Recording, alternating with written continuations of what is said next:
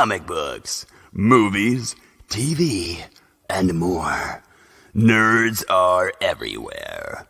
It's time to assemble! It's Nerds United.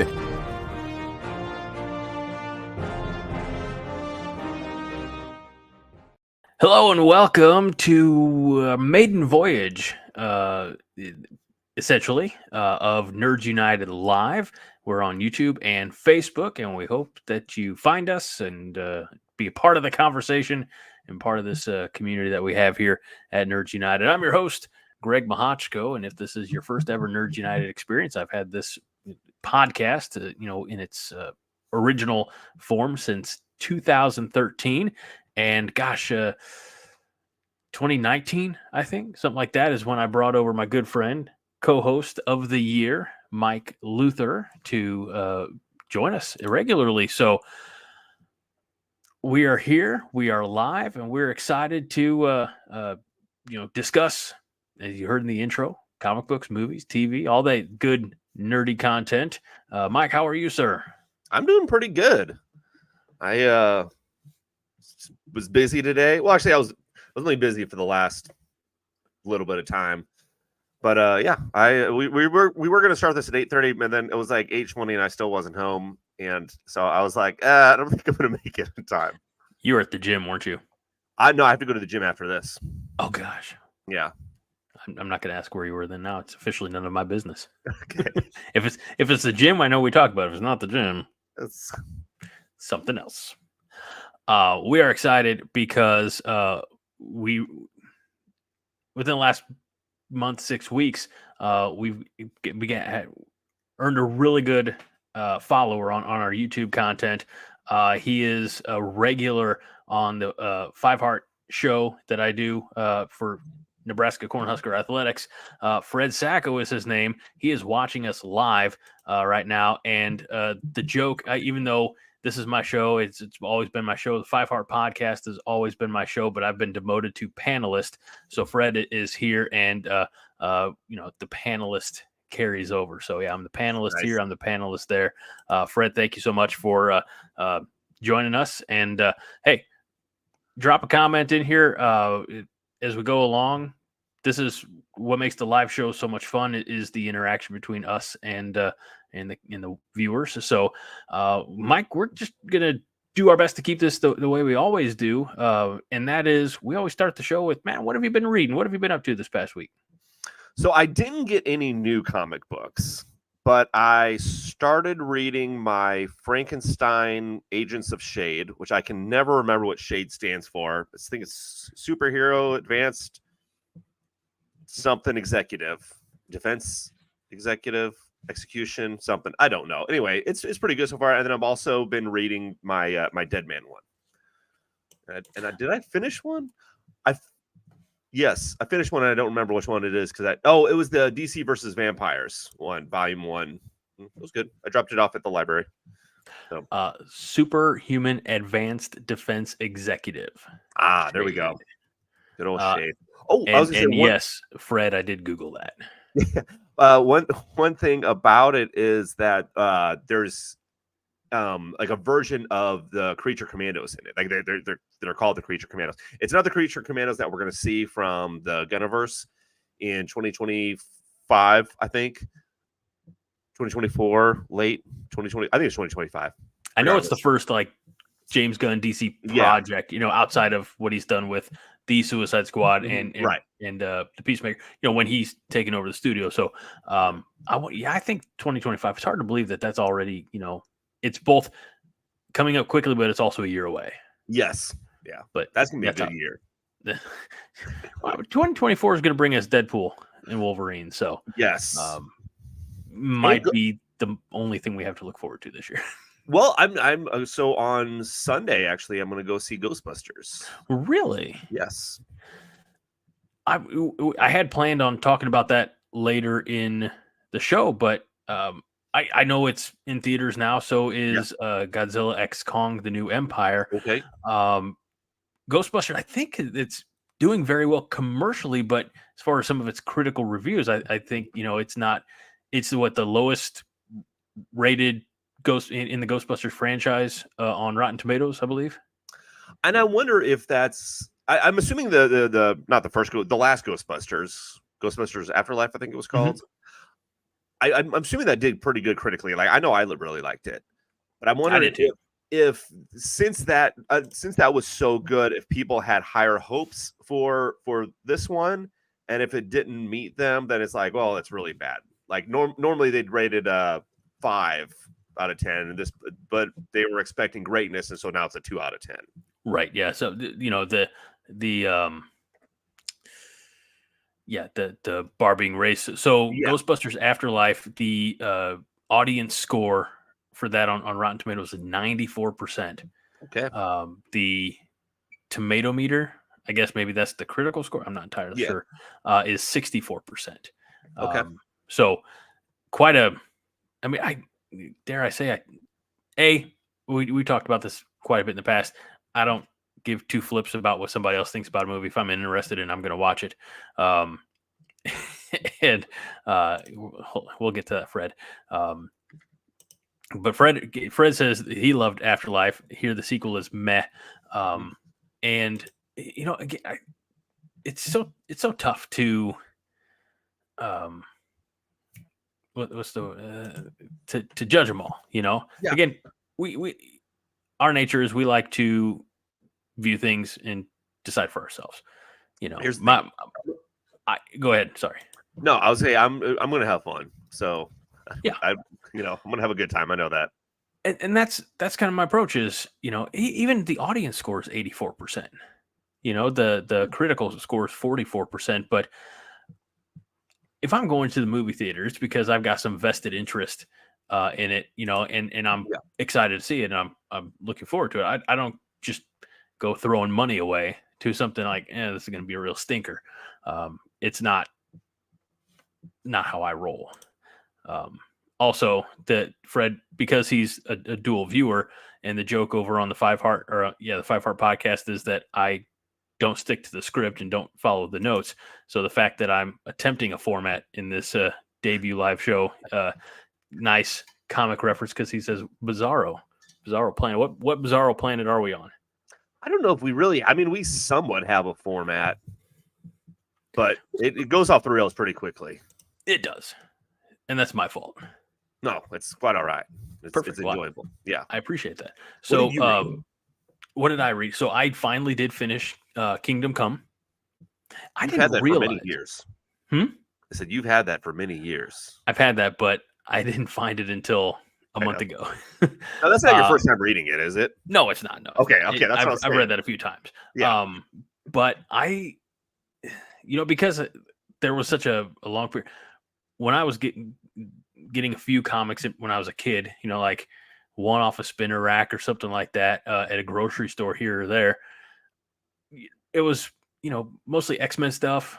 I remember in 5th grade, I paid $2 and I got 2 trade paperbacks from a kid in my class. So I was like, that's a heck of a deal, for that time. But then I stopped getting comics for a number of years until I want to say 2007. So there's a good chunk of stuff that I missed. When I found Kingdom Come, maybe 10, 15 years ago, and even honestly till just when I was, looking at more information on it here within the last few weeks, I didn't realize that story came out like 96. Oh yeah. Yeah. I mean, it's a golden oldie. So, I mean, a lot of the comic books I read are older ones. Yeah. Because,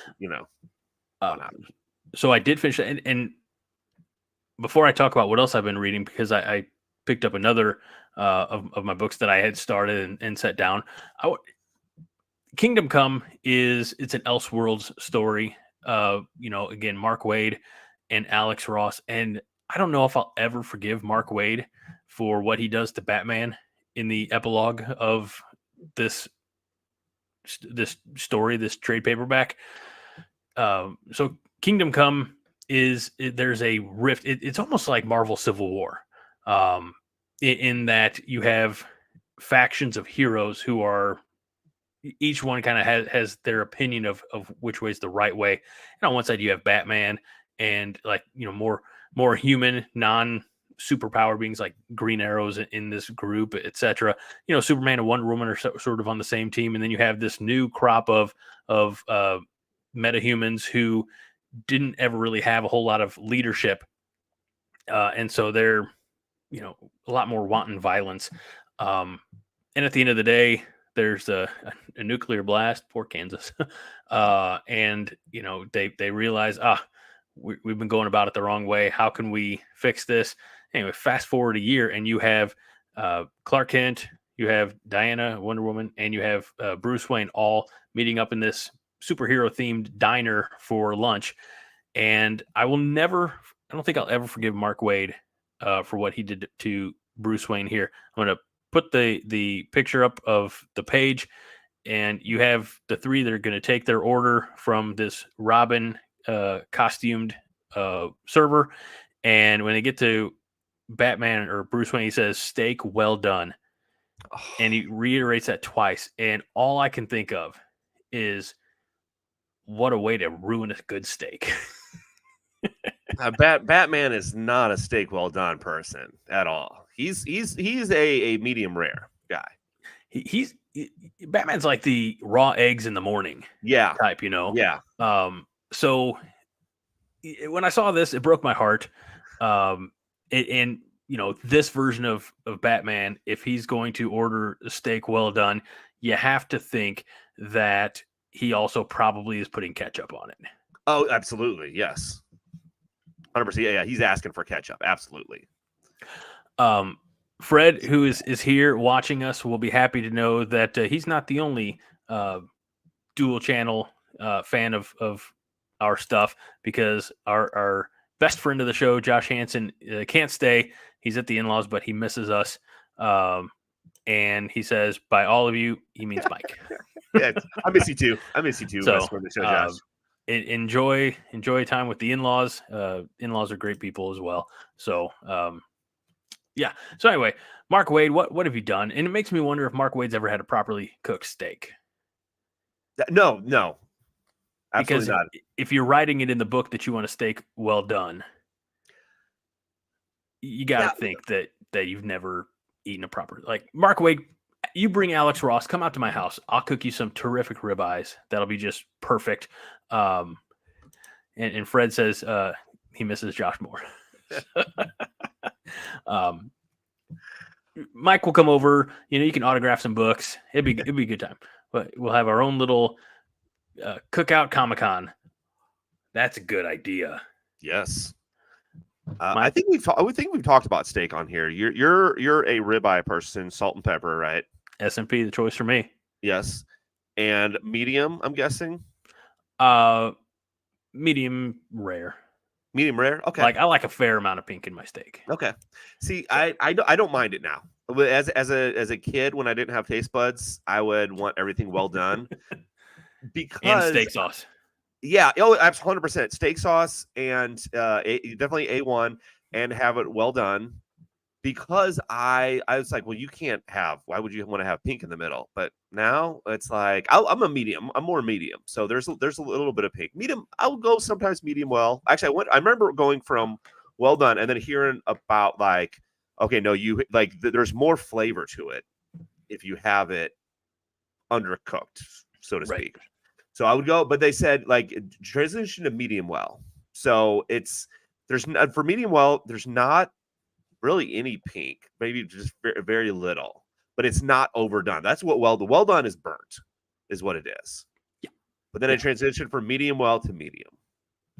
My nephew, I believe, goes medium rare. Last time, this was several years ago.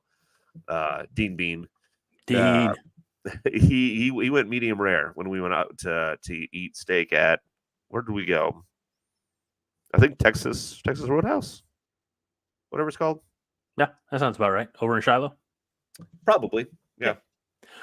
Fred says during the pandemic was getting Nebraska Wagyu for $13 a pound because the fancy restaurants were all closed and was eating them 3 times a day. Okay. That sounds fancy. It's an investment, really. Yeah. I'm not opposed to paying for a good steak.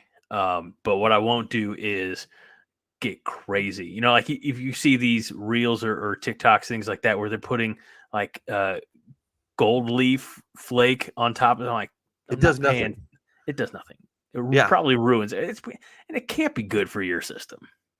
No. Like, I don't need to shit gold. Oh, I wouldn't mind that. That'd be cool. You know, to be honest with you. I mean, if my dog was doing it, I'd be out on the back lawn right now. Yes, yeah. By the way, Nebraska Wagyu sounds both fancy and not at all fancy. Well, Fred says they were so good. Bought them by the slab, cut his own. Okay. They were so good. So I've never had Nebraska Wagyu. No, I've never had Wagyu. Right. Yeah. I've never had Wagyu. I've never had Kobe beef. No. I've had just grade A prime, just like me. No, I don't know. Yes. we call you the steak of Nerds United. Oh gosh, that's because I'm fat and flavored. No, I'm not going to finish that. All right, now so I want steak, actually. Yeah. We almost got steak at the grocery store last week. Ashley said, what do you want? I'll put something on the grill on Sunday. Yeah. And I looked at the steak, and the steak was $19 a pop. Yeah. And so what I got instead were country style ribs, pork, and perfectly good, flavorful cut of meat. And I got those for like $2.75 a pound. Now you just grill those? Yeah. Yep. Hit them with some rub, grill, hit them with some barbecue sauce. I've never grilled ribs before. Really, the only thing I've grilled is hamburgers, brats. I have grilled a steak before, and it turned out pretty good. Chicken, I don't like grilling because it's a very fine line between undone and burnt. Yeah, like it happens quickly. You're dead or you're eating ash. Yeah, exactly. So full disclosure, I want to make sure I'm very clear on this because maybe so country style ribs are almost like don't think of like ribs in the traditional sense. Okay. Like baby backs or spare ribs, things like that. It's mostly, I don't know exactly. I think it's like almost like shoulder roast or something. Okay. That's just the way it's cut, but it's got a nice bit of fat on it that you can kind of caramelize it and crisp up a little bit. It's almost like eating a big fat pork steak if the pork steak were like this tall and this wide and about yay long. So I'm looking at a picture of them. Mm-hmm. Yeah. Okay. You can come over to my house and have one out of the fridge right now if you want. All right. See you in a bit. We'll finish the show when you get here. All right. So enough about food, at least for now, because we're going to talk more about food later on in the show. But the other thing that I was reading and really picked it up today after I was able to put down for at least for now, Kingdom Come is X-Men, The Rise of Apocalypse. And the first 4, I guess, chapters, which are still a fair portion of the book. I mean, it's not just 4 regulars, it's about yay much, are you have Apocalypse. I can't remember his Egyptian name. I wanted to get it right, but I'm like, no, I'm not going to risk it. And it's his kind of coming to power in like ancient Egypt. So that's pretty cool. It almost had me thinking like, I should watch X-Men Apocalypse again. But then I'm like, no, I shouldn't. No. Well, I mean, you could. Maybe you'll appreciate the comic book even more. That's true. That's true. The portion of the book now is you can kind of see where I'm at with my bookmark there. It's actually, I feel like it's an Eternals issue or Dane Garrison, the Black Knight. Okay. It's that. So I think what they're doing is now maybe they're picking out samples and selections of throughout Marvel comics that tell a little bit more of Apocalypse's story, throughout time. So this particular issue is like, it's like Black Knight #2, and it's definitely set in like the Crusades era. So they talk about a great pharaoh. So, by the way, speaking of X-Men, are you up to date on X-Men 97? I did. I watched the 3rd episode last night. Are we getting Cable? I mean, Cable was in the original series too. Well, isn't that what's going on? Yeah, like, but that's Cable's origin story. Yeah, that's what I'm saying. He's born in modern time to Mm-hmm. Cyclops and Jean, or I guess at least Yeah. in this version, Madeline Pryor or something like that. He is injected with the technovirus, Yeah. and he's sent to the future where they actually have a cure for it. Yeah. So I was like, okay. But the unfortunate part is, at no point, maybe they'll retcon, maybe he'll come back, later in the season or something like that. But at no point in the 90s run did he ever say, I mean, you have Jean telepathically like reading his mind and finding out, but there was no disclosure. There was no, hey, we're going to send this child off. But it's okay because we're going to see him. We saw him last week when he came and helped us defeat Apocalypse or whatever. So, speaking of Apocalypse, so it's nuts. Hey, that's okay. I mean, they make changes all the time in comic books. That's standard. And I really thought that they would extend that Madeline Pryor storyline more than just the one episode.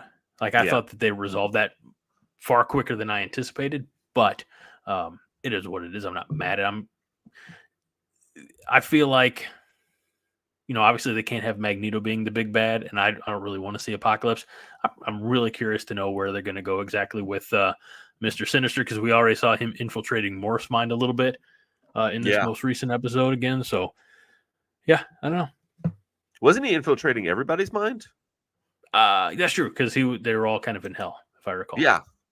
So yeah, look, I'm enjoying it. I know that. Mm-hmm. Yeah.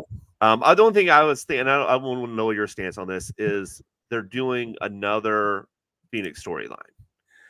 I hope not. Read that comment, Mike. I heard they remade it for modern times, and Cable was changed to streaming. I'm going to call him streaming from now on. That would be great. I hope they do that. I hope they do. These are the gems we get every week on the 5 Art Red. So, can you imagine? Hold on, I'm sorry. Can you imagine the uproar if he comes back and they're like, he's like, I'm streaming now. Oh, like stream where? You're like Hulu. Yeah, Hulu. Let's go. Right. That's who he came back with. Yeah. the new networks. Yeah. Instead of the New Mutants. HBO Max. No, just call me Max. Yeah. Paramount. Paramount. I mean, Disney's a little too on the nose. So no. Let's see. So about if they're doing more Phoenix stuff, I don't want more Phoenix stuff right now. Like I kind of thought the same thing. I am Phoenixed out. It seems like that's the only storyline that X-Men has, apparently, because constantly doing it. And look, here's the thing: I know it's the most popular for sure, but there's decades of X-Men storylines. You gotta have something. I would, and here's the thing we talked about last week, I think, is I did skip around those last 2 or 2.5 seasons of the OG series. Yeah. I mean, they do introduce like Nightcrawler in them. I mean, there are a lot of great stories that you could have. Because it's set in the 90s, and I don't know, maybe this is just like my reading brain in conflict with, they could do whatever kind of stories they wanted, and maybe even with some of what they're doing here in X-Men 97 pulls from some stories that take place after like the 90s, but like the big story for them for the last few years is that Krakoa, whatever it is, I mean that could be interesting. Rachel Summers, I mean there are a lot of different strings you could pull that don't always go back to Phoenix. Yeah. So I'd really just like to put Phoenix. I mean, we saw Jean Grey manifest a version of Phoenix. This like, I was once the cosmic entity and your powers are nothing compared to mine, blah, blah, blah. And like, that was okay. Like I felt like it didn't lean too on, it wasn't dependent on, like that story moving forward. I don't want that to be where the next 7 episodes, right? Is it 10 episodes or is it 10? Yeah. 10, okay, 10 so, total, I believe. Yeah, so I don't need the next 7 episodes leaning into more Phoenix. No. So. Granted, if it is, I'll still watch it. I mean, Yeah. I mean, it in for a penny, in for a pound. yeah. So, Mike, let's see. While we're talking about shows that are streaming, I did throw up this. Actually, I think the trailer came out after we recorded, maybe before we recorded, but I wanted to make sure that our stuff got out before I posted it. Anyway, there was a trailer for a new Netflix series called Kaos. Mm-hmm. Kaos is a contemporary spin on Greek mythology, and it is going to be, I guess, maybe like a dark comedy, but it's also going to star Jeff Goldblum. So, I mean, what are your thoughts on more Greek mythology in a modern setting? Like, I mean, Percy Jackson is, I think, kind of the one that is an obvious go-to, but that's more aimed at kids. I don't think Kaos is going to be aimed at children at all. It doesn't seem like it definitely doesn't seem like it's aimed for kids. I saw the teaser trailer. I didn't get too much from it. I'm not for it. I'm not against it though. Like it's, maybe I'll have to see another trailer because that was just a very quick teaser. Right. Like I think honestly it was like 30 seconds long or something. Like it seemed really quick. It was short. Yeah, you didn't get a whole lot out of it. It is going to be, I guess, the showrunner, if I'm looking at this correctly, showrunner is Charlie Cavell, known for a successful series on Netflix that she had, The End of the Bleeping World, and the direction leading the director is Georgie Banks Davies, who did, among other things, Paper Girls over on Prime Video. I mean, it seems like it has a pretty nice little pedigree as far as some of the creators behind it. We mentioned Jeff Goldblum. I be honest with you, I don't recognize a ton of names in the cast. Billie Piper is going to be in there briefly. I think she was in Doctor Who. You have David Thewlis is in there. I mean, just largely, I think, British cast, with the exception of Jeff Goldblum. So don't. And it was my understanding that he actually took that role after the series parted ways with Hugh Grant. Oh, okay. So maybe they were looking for an all English cast, and then Hugh Grant left and like, well, we're all out of Brits. Let's get Jeff Goldblum. Does it say when it gets released? I'm trying to look, and I don't see. It just says 2024. Oh no, what? Yeah, 2024. Yes, Fred. Billie Piper was Rose in Doctor Who, which I want to say was the 9th Doctor. Mm-hmm. Maybe it was the Christopher Eccleston Doctor before David Tennant. Fred says awkwardly kind of unappealing yet hot. So that's how people describe. That's how people describe me, except for the hot part. Yeah, just awkwardly kind of unappealing. Awkwardly kind of unappealing. You can do better than all of them, Mike. Sure. Yeah, that was right. Started with 9, went to 10. I remember Doctor Who because I watched the first episode or two with my wife, and then like I'd go to work because we were on different schedules, and next thing I know, like I'm coming home, like, hey, you want to watch Doctor Who? She's like, I'm on the next season. I'm like, thanks for waiting for me. Mm-hmm. Here's the thing: I've never seen a Doctor Who. I think I would like it. I think I would really like it. However, years ago, I was like, yeah, I'll start on Doctor Who, and they were already 50 seasons in. Right. So I'm like, oh, never mind. I think when it was in this period, like you could watch, I want to say the 9th Doctor or something like that, and you could go back and watch the very first episodes, which are like black and white, look like cheaper than OG Star Trek. And I tried watching that original stuff. I'm like, no, we're going to just jump back to the, the 21st century with that. But like, there's some really good stuff. I want to say Silent Angels, but I don't think that's right. We enjoyed it in our house. Yeah, like I said, I think I really would enjoy it. But there's 175 seasons of it, so. Fred started watching in 1983 on public television reruns. Tom Baker, the 4th Doctor, was the first one that he saw, and I have heard that Tom Baker's like beloved still. Okay. I feel like Weeping Angels. Thank you, Fred. I feel like Tom Baker is probably in the talks for the best, as well as maybe Matt Smith. Fred, I'll defer to you on this one. I feel like those are the names. Maybe David Tennant are the names that I've heard as far as being the top docs. Those are also names I've heard. Yes. David Tennant, of course, was also in things, as was Matt Smith. Matt Smith was in Morbius, and I know how much you love David Tennant, Wait, the Purple Morbius? Man. Yeah. Was David Tennant the Purple Man in Jessica Jones? Yes, he was. Okay, he's good. He's good. At least as Purple Man. I don't know how he is as Doctor Who, but that's the name is Doctor Who, right? Doctor Who, yeah. Okay. Not I Doctor didn't know Y. if it was like the TV show was called Doctor Who, but like he's actually Dr. Schmorgenboygen. and then I, look like an idiot when I'm saying Doctor Who. Fred says everyone, all the Whovians, because that's what they're called, say Baker, Tennant, and Smith.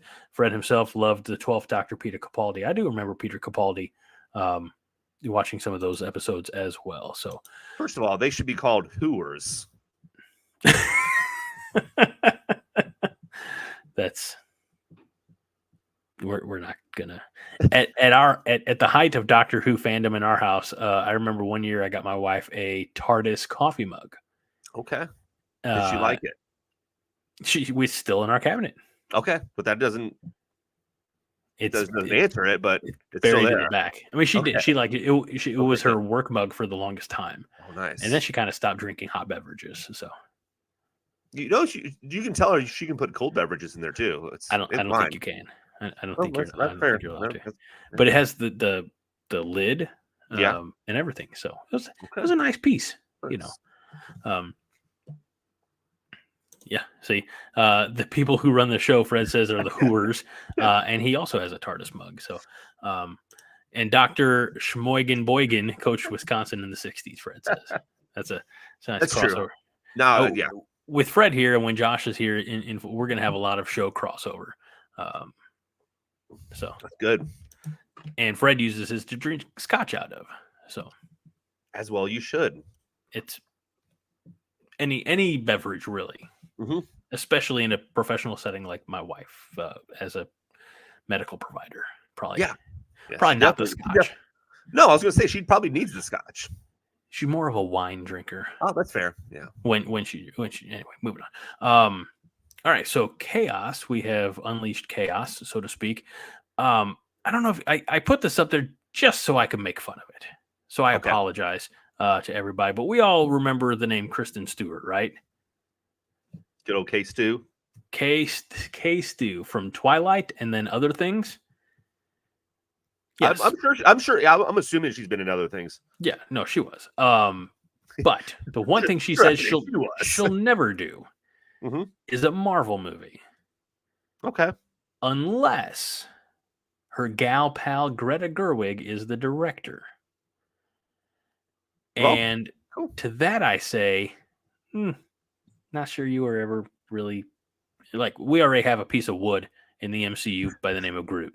Like her acting style would be best. I'll never forget 20 whatever years ago when Star Wars Episode 2 was on HBO all the time. So I would watch it all the time.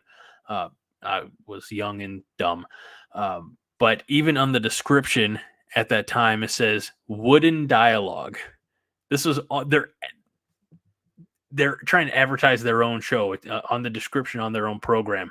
And it says wooden dialogue. And it was. I mean, we know it was not the best written Star Wars movie. And the dialogue was subpar. I'm like, that's a good movie for K-Stew, is that type of dialogue from Episode 2. So I'm sensing that you're not a huge fan. I can't imagine why anyone would be. Look, I mean, some people are fans of her. I don't care. She was in that Charlie's Angels reboot. You remember that? No, nobody. Neither does anybody else. I never watched it. It was never my thing. I just don't. I know that she received an Oscar nomination, but it was for a biopic of Princess Diana. So I'm pretty sure that, like, if I was in that role, I could probably get a Oscar nomination because she was so beloved. Yeah. By the way, if I shaved my goatee, grew my hair out a little bit. I'd probably look an awful lot like Princess Diana if she was a 40-something-year-old out of shape guy. I'd agree. Yeah. When I look at you, I think Princess Di. Yeah. And that's another reason why the car got in the wreck. They're like, I don't know. That was bad. That was maybe a little over the edge. Anywho, movie easy now. All right, so let's move on to like our what you watch a lot of UFC. Sure do. Is it the semi-main event? Co-main. Yeah. I found out, first of all, the fact that this article appeared, like this link popped up in my timeline 9 years after the article was written, is a little astounding. But I was like, hey, that's cool. Let's see if we can't get a little bit of data out of that. You remember the 1997 classic Batman and Robin? George Clooney, Chris O'Donnell, Arnold Schwarzenegger. Yes. Uma Thurman.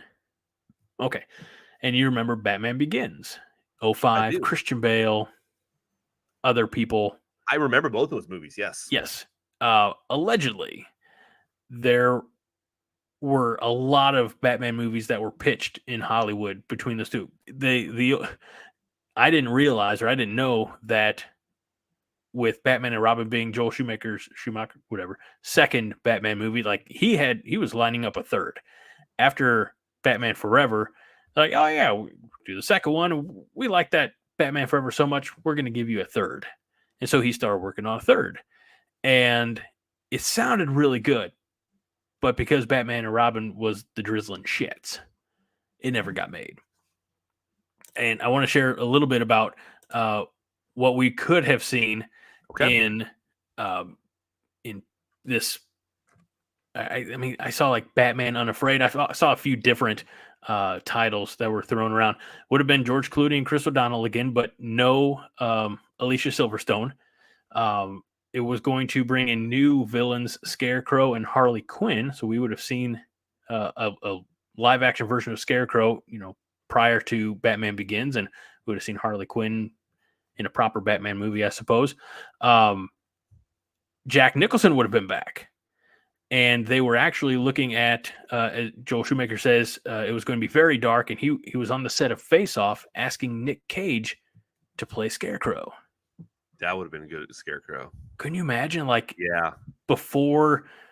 Not, I like Nick Cage. I'm a big fan of Nick Cage's work. Yeah. But like late 90s Nick Cage, when he was coming off of like Face Off and The Rock. I'm thinking, yeah, Face Off Nick Cage. Yeah. As Scarecrow.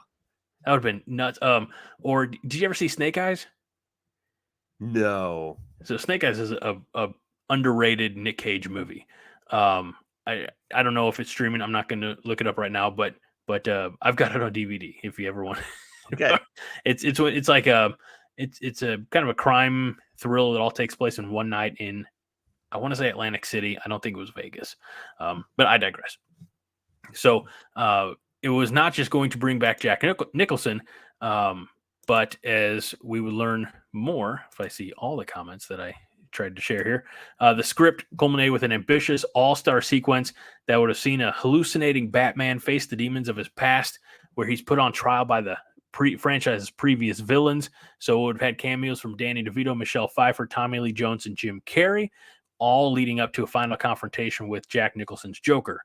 The writer, the guy who was assigned to write it, I don't have his first name pulled up, but it's Protasevich, says that Schumacher wanted to tie up all the films, the Burton films, and his own, building up to one climactic moment.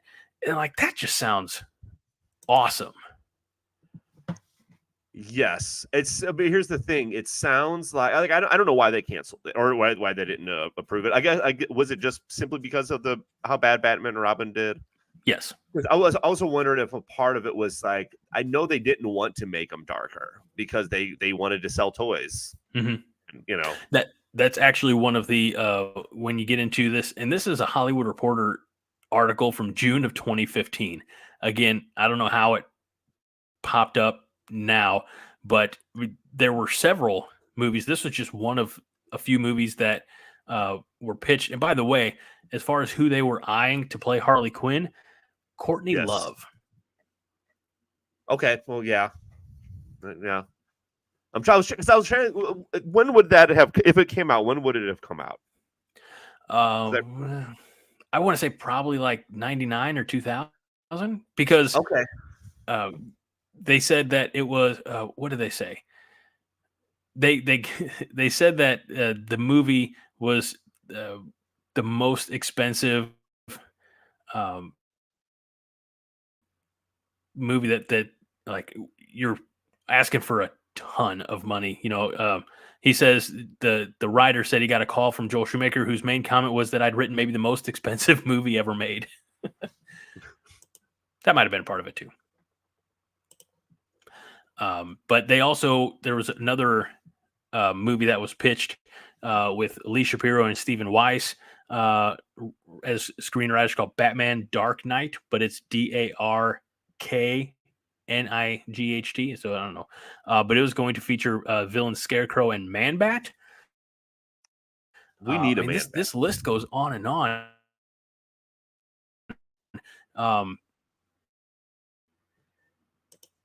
Is that what you said? Yes. Can you hear me now, Mike? Yeah, I can hear you. No, I can't hear you at all. Okay, there you are. Okay, cool. There was going to be a Batman Year One with Frank Miller, of course, as a screenwriter, and Darren Aronofsky to direct. And then there was going to be another Batman Beyond. They actually kicked out a Batman Beyond possibility when that show was at its peak, probably again 2000, 2001. But not a whole lot went. They couldn't, I guess, emulate that fantastic futuristic edge, is what Paul Dini said in 2012 on a Kevin Smith podcast. So, well, it could have been. I mean, luckily we did get a lot of movies. And a Batman. We did. And what do you think about rumors that, or opinions perhaps, that Chris Nolan should go back and dip his toe into that Dark Knight world again? Do you think there's more meat on that bone? I mean, there is, but why? I don't know. Like, I mean, if Christopher Nolan says, yes, I want to do it because I have a story to tell, then sure. But just to do it because, like, why not? Just do it. No. Yeah. No. Yeah. Don't make it a cash grab. Make it more story. Make it. But because we got the ending that we did with, is that really Bruce Wayne in that bistro cafe?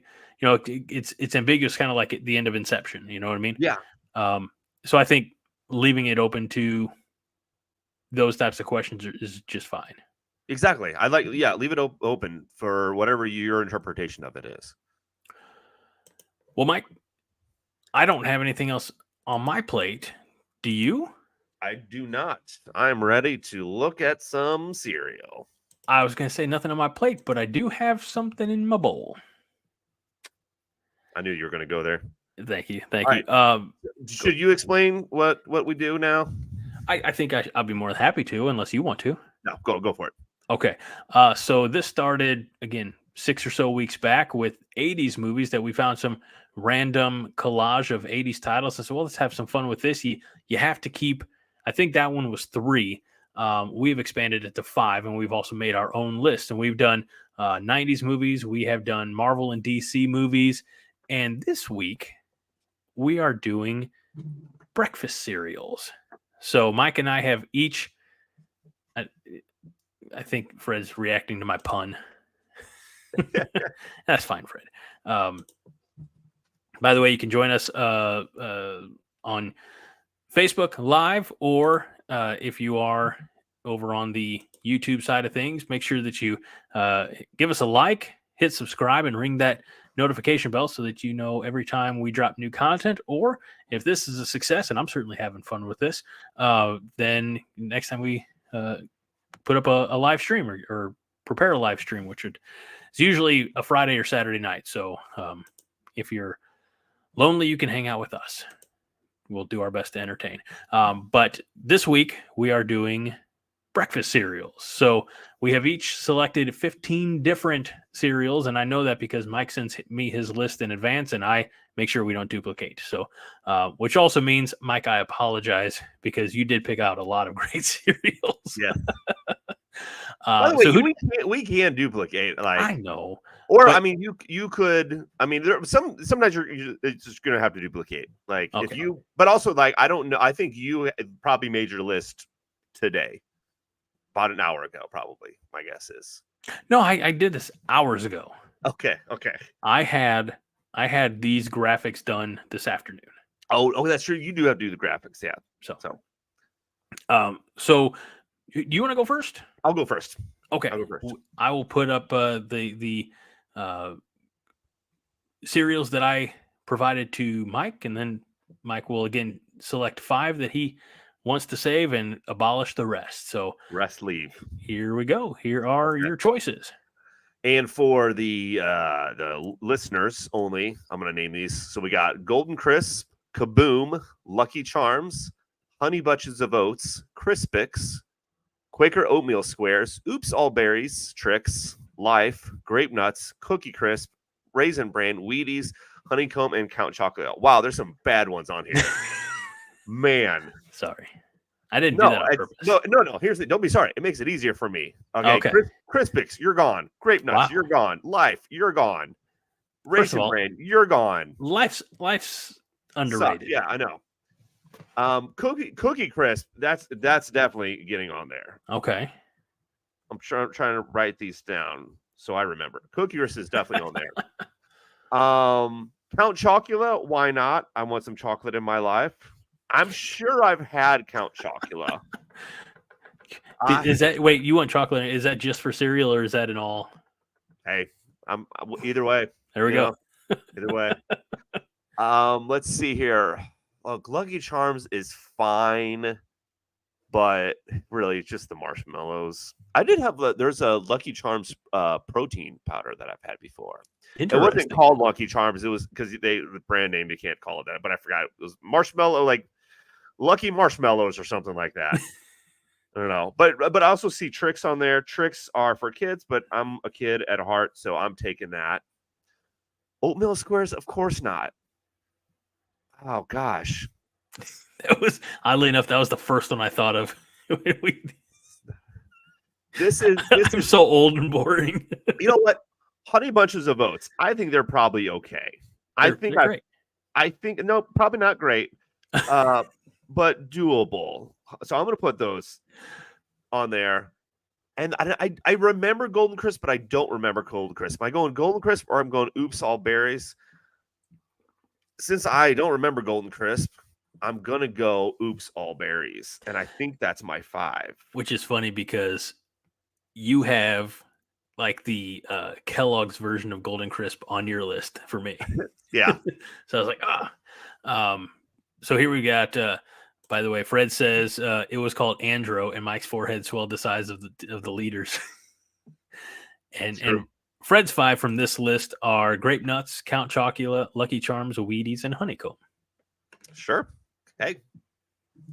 Good list. Good list. No, Kaboom is not available anymore. It was discontinued in 2010, but it was big in the 70s and 80s, and it was like a fruity seal that also had marshmallows. So it was a little bit of like Trix and Lucky Charms combined, but it was like circus themed. So I didn't have to Google that one. Do you remember it?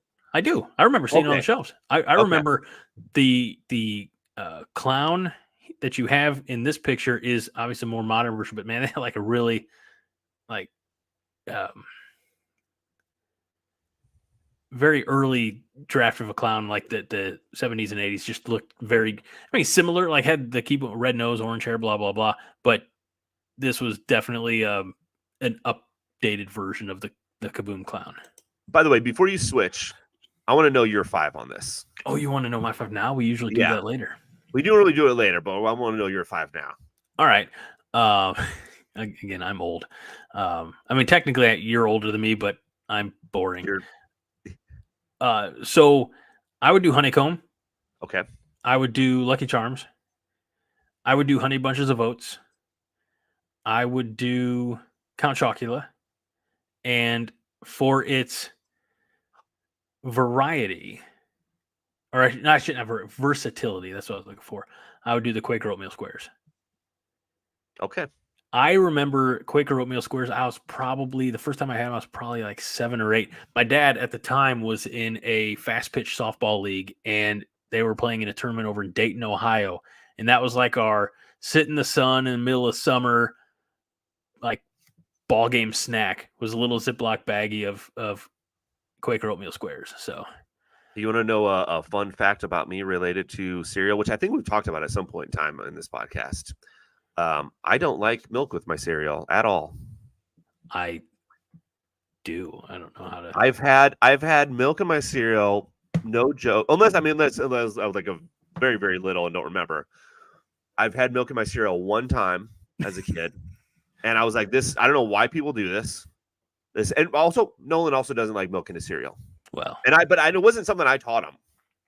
He has something he came up on his own. Yeah. Fred is here. I say Fred is here. Like Fred's been the only one commenting. But Fred says, "Stick to the format, Mike, for the love of grape nuts." Grape nuts made Grape nuts made the list because of its reference in pop culture. So again, you got to go back more than 25 years. You remember a little rap group by the name of the Insane Clown Posse? Yes. They have a line in one of their songs, and I believe it's from the fourth card that dropped, which is Great Malenko. I apologize for all of this. It says, "Jump out of bed and ahead for the grape nuts. Eat them quick or they get soggy, and that sucks." And that's why grape nuts made the list, because I was like, Mike's got all the other cereals. All right. Now should we see what some good. Fred says, no milk ever in cereal. I don't. How do you do it? Like, it is gross. It's not. It's it's like Milk's favorite cookie is Oreo. Milk's real partner is cereal. I don't know. I mean, you can have a glass. I guess you can have a glass of milk next to it if you want. That seems weird. But no. Garrett has here in the last couple of weeks. He's like, "Can I have a bowl of cereal?" I'm like, "Yeah." So he's like, "No, I don't want milk." And then he'll take like 4 bites, and then he'll go get the milk out of the fridge. I'm like, all right. Let's see the cereals that I picked out. Okay, and I will read them. These are the ones that Mike gave me. We've got Fruity Pebbles, Honey Nut Cheerios, Frosted Flakes, Reese's Puffs, Frankenberry, Captain Crunch, Golden Grams, Frosted Mini Wheats, French Toast Crunch, Honey Smacks, Apple Jacks, Cocoa Pebbles, Fruit Loops, Ghostbusters cereal, and Cinnamon Toast Crunch. Yeah, you got like so many of the good ones. Oh yeah. I mean, I don't think you have a single healthy one in this. Nope, not. Well, Honey Nut Cheerios maybe. Yeah, that's true. They're heart healthy. Yeah. All right, so right away I can tell you the ones that I don't have to think about when I look at this: Captain Crunch, French Toast Crunch, and Cocoa Pebbles. They're all coming with me. Yep. And for that matter, I'll die on this hill. Cocoa Pebbles rock. Fruity Pebbles suck. Okay. That's gonna be the hill I die on. Apparently. By the way, my protein now is Fruity Pebbles flavored. I'm sorry. No, it's delicious. Frosted Mini Wheats. Again, that's one that you can utilize as a dry snack right out of the box. Mm-hmm. This is not my 5th selection, but Honey Smacks are the Kellogg's equivalent of Post's Sugar Crisp. Okay.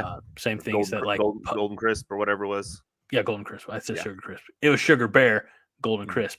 It's the honey drizzled puffed wheat. So I've got Captain Crunch, French Toast Crunch, Cocoa Pebbles, Frosted Mini Wheats, and for number 5, I mean, so many of these. Let's see. I actually have Golden Grams, Reese's Puffs, and Captain Crunch in my pantry right now. Honey Nut Cheerios is a forever standby. I'd probably go Reese's Puffs. Yes. So, and that would make the kids happy because that's their go-to favorite cereal. Yeah. Fred wants to know what the fuck was Ghostbusters high fructose ectoplasm? Like that's the thing. Like that with that was a nice gimmick edition or pop culture tie-in. Like I was looking like I know I've seen like Star Wars cereal and things like Yeah. that, but I couldn't find the right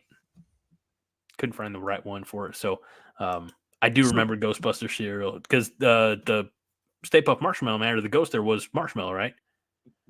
I think so. I don't remember that cereal, Oh, okay. but I looked it up and I was like, I think Greg will probably remember this. Yeah. Because I think I looked up like 80s cereals or something like that. I mean, Or 90s, I don't know. I grew up on cold cereal. Like, that was my breakfast every morning, every weekday morning before school. And like even now, on Saturdays, tomorrow morning, for example, I would love a big breakfast like pancakes or eggs or waffles with bacon, something like that. I know I'm gonna have a bowl of cereal. Like Yeah, I've just accepted that fact. So yeah, growing up, usually for breakfast is whatever we ordered from my mom. She would give us a menu, and then we would place our order in. And she's, was made from scratch pancakes, French toast. She would homemade squeeze, biscuits and gravy. yeah, she would freshly squeezed orange juice from the orange grove outside. Perfect. Gosh, that's why Mike's mom's the best. That's right. Fred says, "I ain't afraid no type 2 diabetes." that was their slogan. It was. That's right. You can't see it. We had to crop that part out of the picture. By the way, before we get to your selections off of this list, Mike, Fred says Honey Smacks, Cinnamon Toast Crunch, Frosted Mini Wheats, Honey Nut Cheerios, and Reese's Puffs. Okay. I like it. Can I say, and look, this is going to be controversial. I love like just toast with a little butter and cinnamon sugar on it, but I'm not a Cinnamon Toast Crunch fan. That's okay. I love me some French Toast Crunch. Obviously, is one of my first ones. And Captain Crunch, I'll take with me. I don't care if it cuts the roof of my mouth. I knew you. Here's the thing. I almost had Oops All Berries in here, and I almost had Peanut Butter Captain Crunch, which is, of course, the superior Captain Crunch. But I know that you didn't like Peanut Butter Captain Crunch. I knew one of your favorites was Captain Crunch. That's why it made the list. I appreciate that you know that much about me. Yeah. I wish I was as good of a friend. I just remember us talking about that you preferred Captain Crunch over all the other not other varieties, but all the other varieties. Yes, thank you. All right, Mike, let's hear your 5. All right. Out of this list. Immediately I'm going Reese's Puffs. Those are the best, right? French Toast Crunch, by the way, discontinued. Can't get them anywhere, unfortunately, but they were delicious. All the time.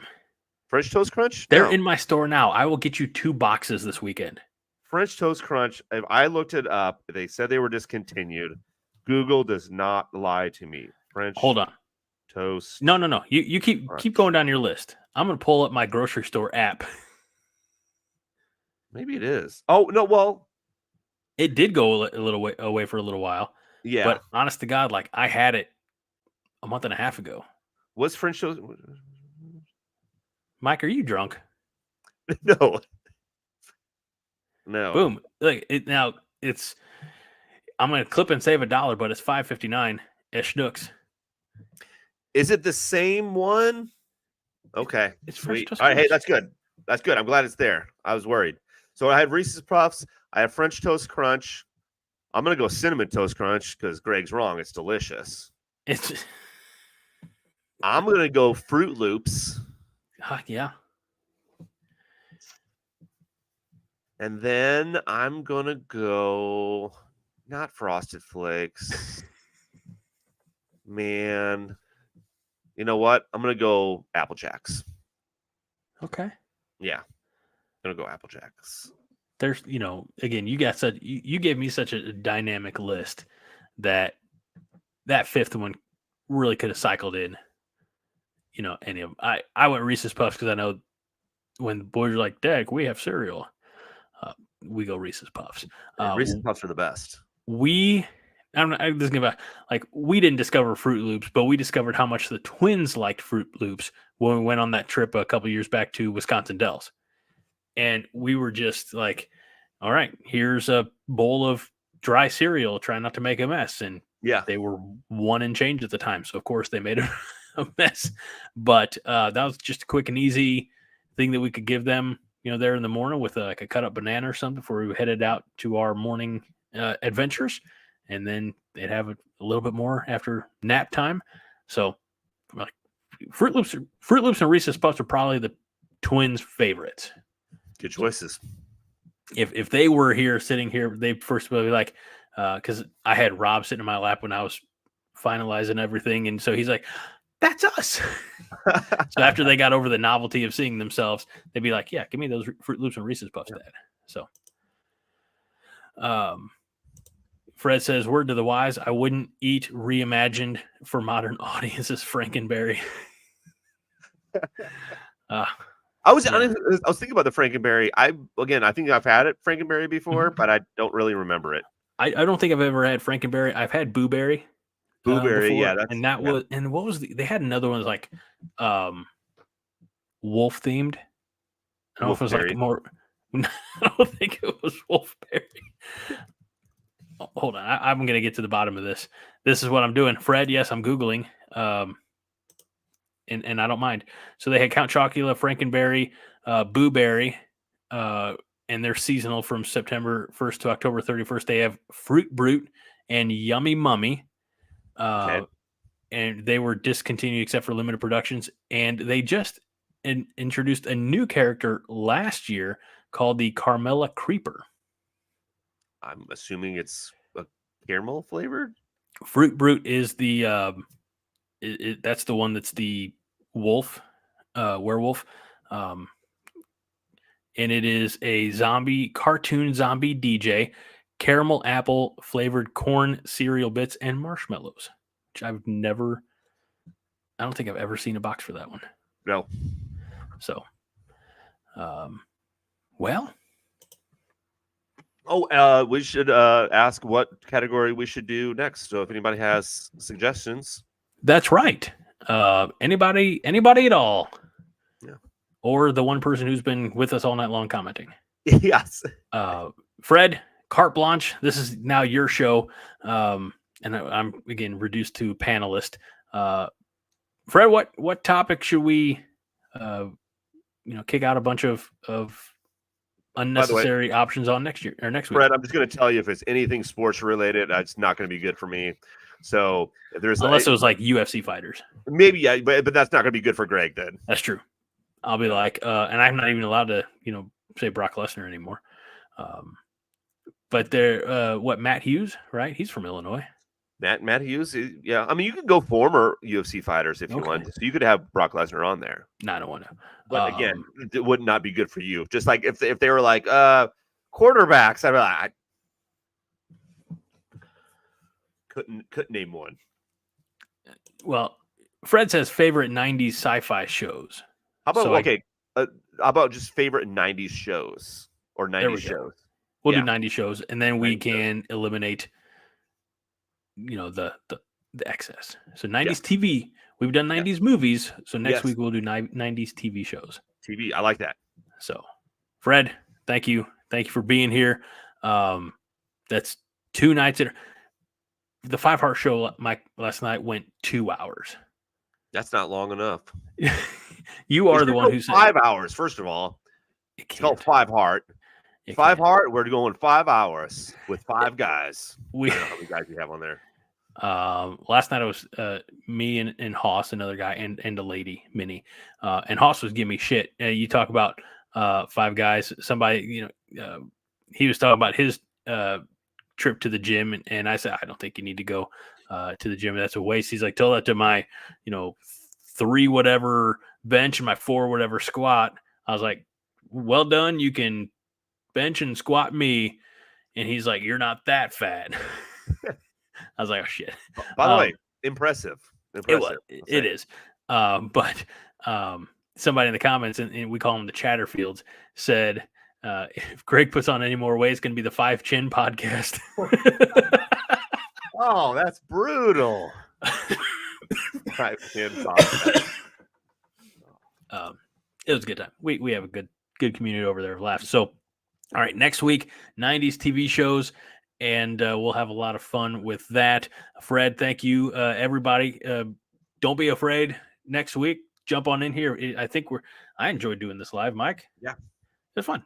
Got some new voices, so to speak, or at least in text form on the show, some live feedback. So we appreciate that, and we'll do it again live here on YouTube, on Facebook. So thanks everybody for tuning in. Josh, enjoy time with the in-laws. I know you'll come back and watch this later. The good news, Josh, is we didn't spoil anything. We didn't talk about any movies that I'll tell you what, this isn't a spoiler, and I almost forgot. I want to get it in here right at the end. Did you ever see the movie Split? It's a M. Night Shyamalan movie. It's from the Glass and Unbreakable universe, and it stars James McAvoy. James McAvoy, he's Back-a-Boy. I did not see it, but I know of it. Okay. It's on, I believe, Peacock, if you have and it's the one where McAvoy essentially plays like dissociative disorder, something like that. Yeah. I think back in the day they just called it schizophrenia, and I'm not trying to minimize it. Which is where the split comes in.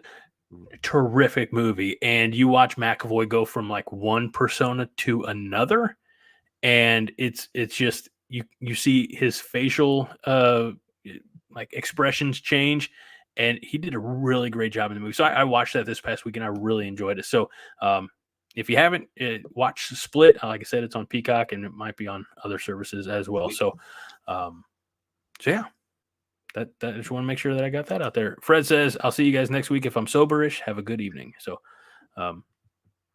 see you. Fred says they had a schizophrenic kid in the bowling league. He was excited. Is it true that like one personality is a terrific bowler and the other one's the drizzling shits? That's definitely what they kind of expressed in Split. So anyway, thanks, Fred. Thanks everybody for watching, whether it's on YouTube or Facebook. We'll see you again next week for the co-host of the year, Mike Luther. I'm Greg Mahochko. This is Nerds United. We remind you each and every week, Mike, to be kind and rewind.